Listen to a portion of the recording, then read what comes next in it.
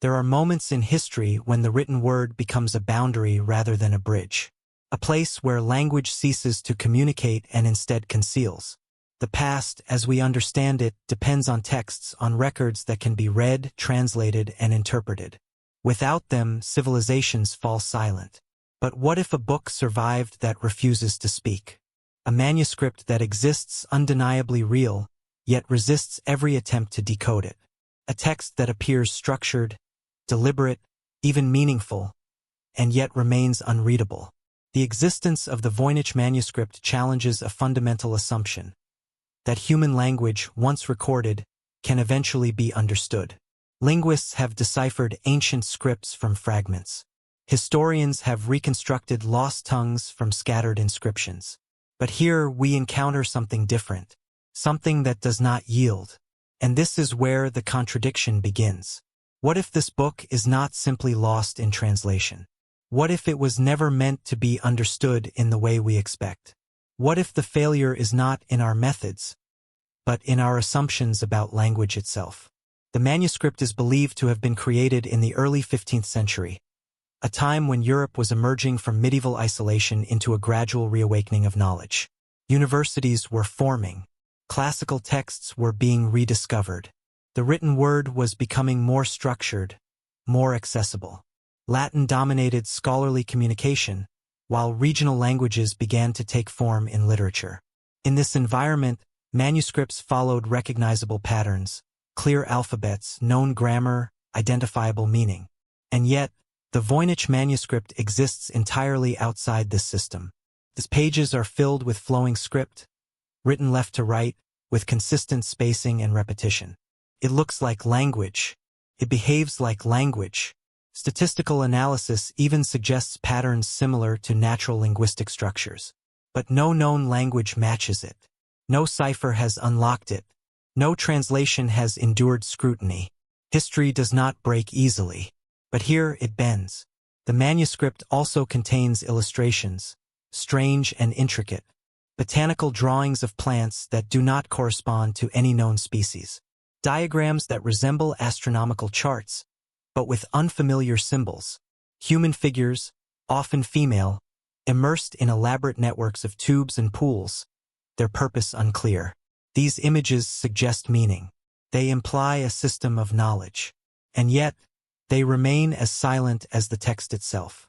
The modern story of the manuscript begins in 1912, when a Polish book dealer named Wilfred Voynich acquired it from a Jesuit college near Rome.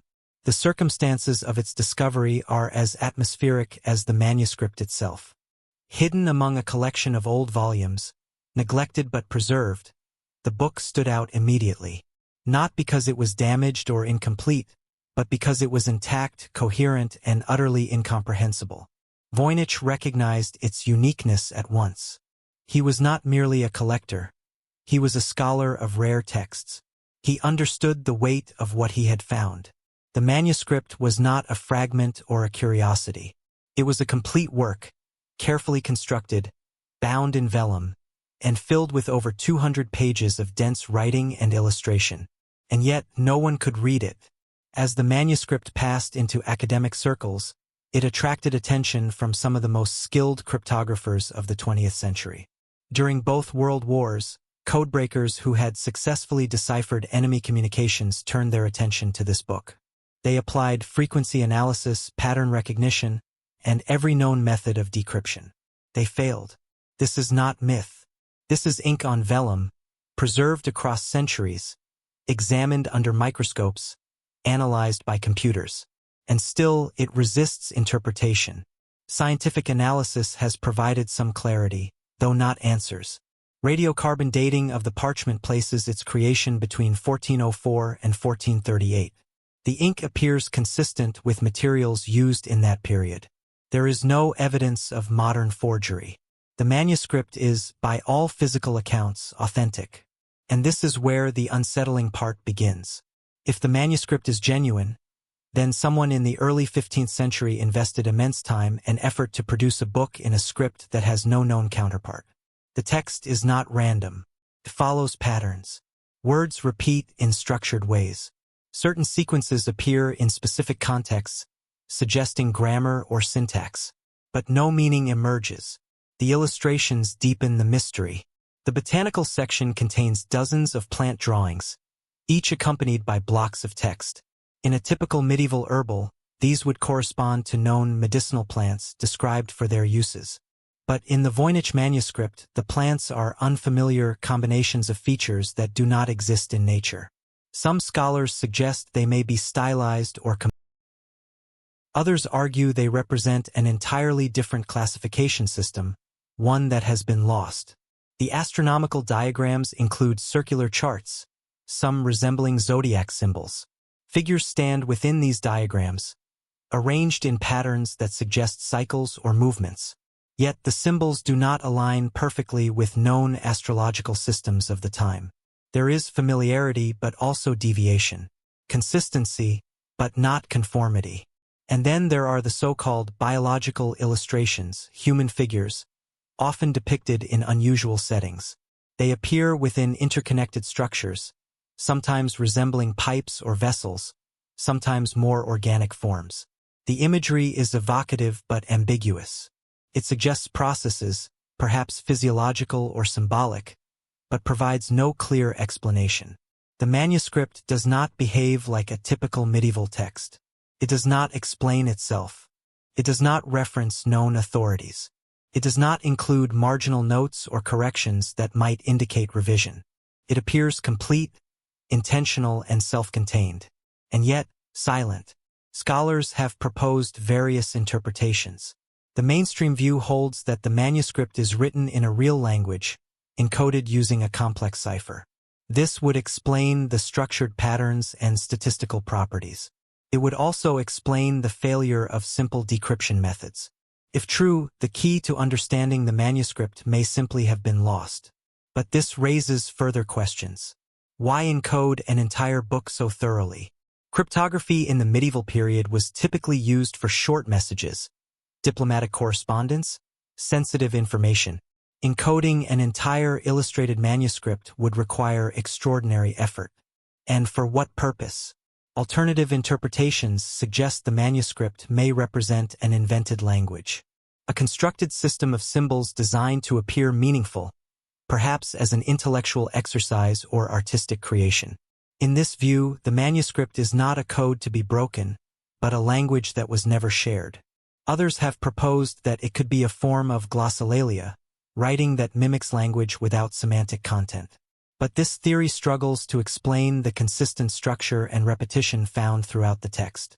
Randomness does not produce such regularity. There is also the possibility that the manuscript is a sophisticated hoax, a deliberate creation designed to imitate a meaningful text. However, the level of detail, the consistency across hundreds of pages, and the historical authenticity of the materials make this explanation difficult to sustain. A hoax of this scale would require not only immense skill, but a motivation that remains unclear. The manuscript is now housed at the Beinecke Rare Book and Manuscript Library at Yale University, where it continues to be studied. High-resolution scans have been made available to researchers worldwide. Advanced computational methods have been applied. Artificial intelligence has been trained to detect patterns, to compare structures, to search for hidden correlations. And still, the text remains unread. Each new method brings a moment of anticipation, a possibility that the barrier will finally break, that meaning will emerge. But each attempt ends the same way, with structure intact but meaning absent. And so the manuscript exists in a strange position. It is not lost. It is not damaged. It is not incomplete. It is fully present, fully visible, and yet fundamentally inaccessible. This challenges more than our understanding of a single text. It challenges our confidence in the permanence of knowledge. We assume that once something is written, it can be recovered. That language, though it may fade, can be reconstructed. But here is a case where the medium has survived, and the message has not. Or perhaps the message is still there, hidden in plain sight, waiting for a perspective we have not yet considered. History does not always reveal itself on command. Sometimes it withholds. Sometimes it presents us with artifacts that do not fit, that do not resolve. The Voynich Manuscript is not an absence of information. It is an excess of it. Too much structure without clarity, too much form without meaning. And this is what makes it endure. Not because it is unknowable, but because it resists the methods we rely on to know. In the quiet halls where it now rests, the manuscript remains unchanged. Its pages do not shift. The symbols do not rearrange themselves. It offers no clues, no concessions. Only the same silent complexity that has persisted for over 6 centuries. And perhaps that is the most unsettling possibility of all. That the book is not waiting to be understood. That it is already complete. And that the limitation lies not in the text, but in the reader.